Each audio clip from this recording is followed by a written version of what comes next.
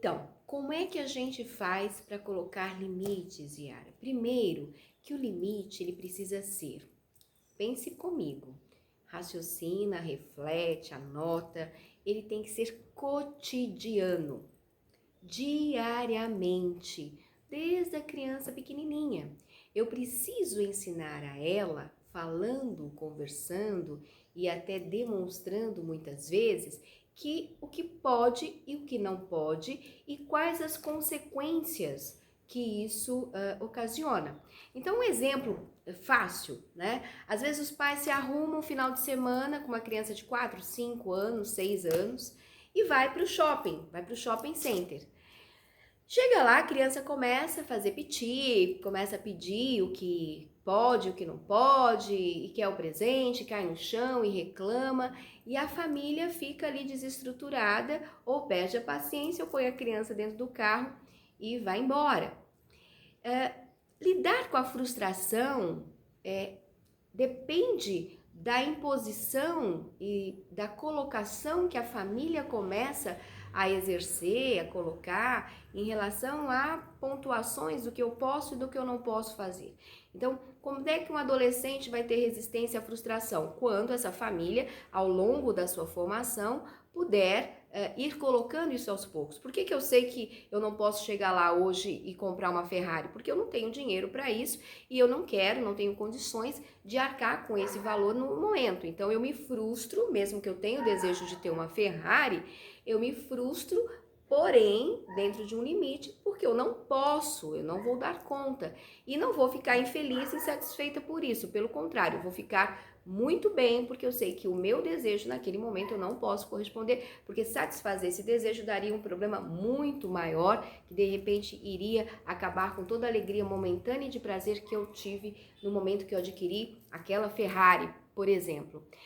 Quando a criança vai sair de casa, e aí é um exemplo, você precisa conversar com essa criança, e aí também vem com adolescente, eu tô falando agora com pais, de colocar o limite. Então, olha, hoje nós vamos passear no shopping. Ah, mamãe, que legal, nós vamos passear no shopping? Vamos. O que nós vamos fazer no shopping? Nós vamos apenas passear, olhar as vitrines, olhar as roupinhas que tem legais para você, a gente vai brincar, caminhar por ali, porém, a mamãe só vai comprar um sorvete, ok? Nós vamos tomar um sorvete. Tudo bem? Tudo bem. Dá um lanchinho para a criança em casa, conversa de novo com ela, o dia todo. Olha, a gente vai no shopping comprar um sorvete. Quando ela chega lá no shopping, ela já entendeu que ela vai tomar apenas um sorvete. Ela vai ter o desejo, sim, de comprar coisas, de adquirir coisas, mas você já trabalhou em casa o processo de frustração, da possibilidade da frustração, quando você colocou dessa forma. Então, o que você vai fazer? Ela vai pedir, você vai continuar falando não. No primeiro dia ela vai dar um piti, o segundo dia ela vai dar um piti a menos, no terceiro dia ela vai só fazer uma carinha feia, pedir uma só vez e não vai pedir mais.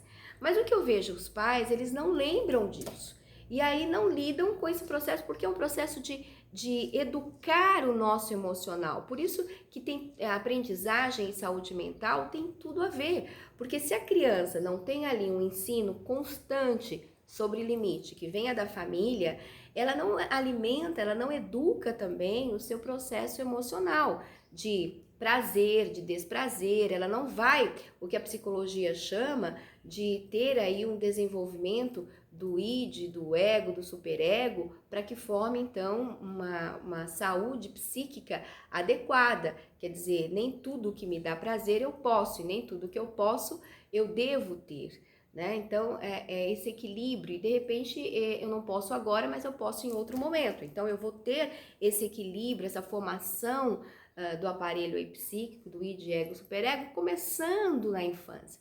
Mas o que os pais fazem? Eles simplesmente não entendem isso. Então, tudo tem limite. Quanto que eu posso gastar? O que você pode fazer? O que você não pode fazer? Por que você não pode fazer? Mas isso é todo dia, porque não se forma uma personalidade, não se desenvolve adequadamente um id, um ego, um superego da noite para o dia. Não, isso demanda um certo tempo. Então, um exemplo do shopping é tudo né? É um exemplo só, eu não posso aqui ficar dando N exemplos, mas tudo que você for fazer com uma criança pequena tem que ser colocado. O que ela pode fazer, o que ela não pode fazer e por que ela não pode fazer. Porque aí você está educando os processos de frustração. Porque se ela sabe que ela vai ao shopping e só vai tomar sorvete, ela não vai ficar frustrada quando você repetir que não vai comprar o sanduíche. Ela vai ficar chateada, mas não vai ser aquela frustração. Imagine, você fala assim, eu vou pra Disney. Chega lá, a sua mãe fala assim pra você, olha, você não pode comprar nada, você só vai olhar os bichinhos e a gente não vai andar em nenhum brinquedo. A frustração é grande. Então, você educa os processos de frustração, você educa a criança a lidar com as suas emoções negativas, né, do que o limite no primeiro momento traz, mas você educa aos poucos, no cotidiano. A mesma coisa é com o adolescente. E o professor? O que o professor precisa fazer, né? Que eu vejo com o professor. Esse exemplo que eu dei da criança também vai para o adolescente. O adolescente precisa saber por que ele pode, por que ele não pode, os riscos que ele corre, e aí você coloca a sua autoridade, colocando para ele que o limite, ele vai dar liberdade, e vai dar liberdade para criar. E aí, assim, às vezes você fala, mas o limite não vai coibir? Não, o limite ele vai me mostrar até onde eu posso ir. E até onde eu posso ir, eu posso ser feliz ali, eu posso criar, porque eu sei até onde eu posso ir e até onde eu não posso ir. Isso também, dentro das questões do limite, que lida com as suas emoções, com o seu prazer, com o seu desprazer, o equilíbrio disso, isso também é importante para a aprendizagem. Eu só vou aprender se eu souber lidar com esses limites também. Às vezes eu vejo alunos adultos que eles não sabem o limite deles enquanto aluno, o limite do professor, o limite que a escola coloca, o limite das relações adequadas, porque de repente tem todo esse contexto social que nós colocamos agora que desestabilizou um pouco a formação da personalidade do ser humano. Mas o que a gente precisa saber? O professor, ele precisa limitar, né? Que dia que eu entrego o trabalho, qual horário que eu entrego o trabalho, como fazer esse trabalho, em que proporções, se eu entregar no dia tal, eu vou ter tal ponto, se eu não entregar, eu vou ter tal ponto, por que eu preciso entregar nesse dia? Esse trabalho, ele precisa ter início, meio e fim, precisa ser organizado, como fazer?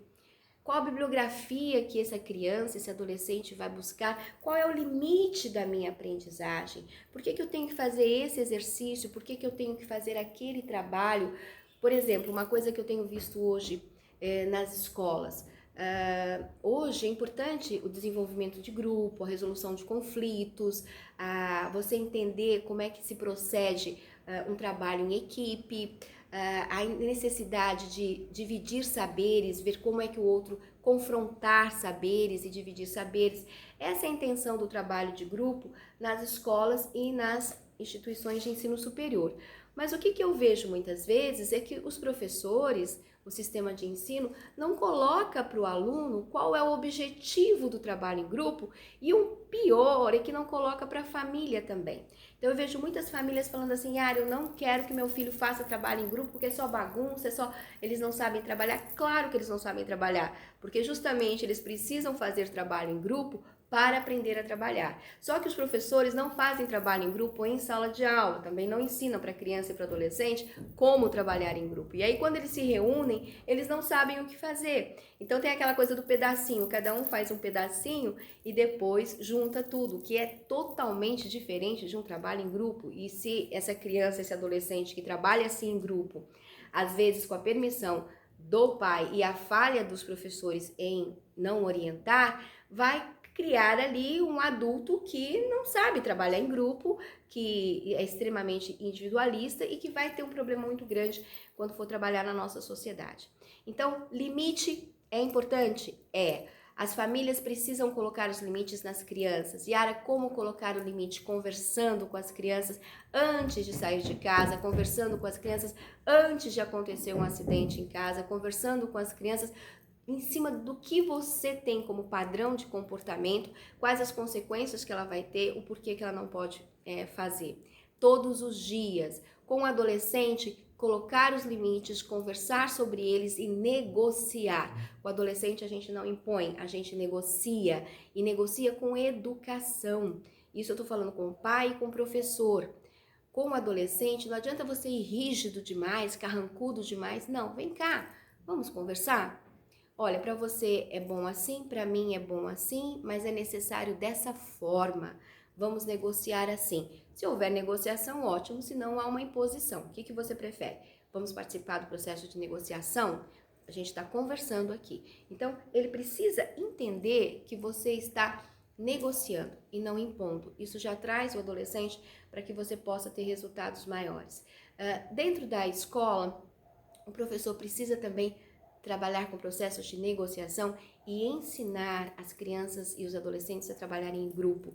O grupo também dá o limite, porque eu aprendo a respeitar a diferença, eu aprendo a suportar o outro nas suas dificuldades, naquilo que eu não gosto, eu aprendo a negociar, eu aprendo a lidar também com a minha própria personalidade, porque tem coisas que eu tenho na minha personalidade que de repente ofende o outro não gosta, e eu acabo fazendo uma leitura também de mim.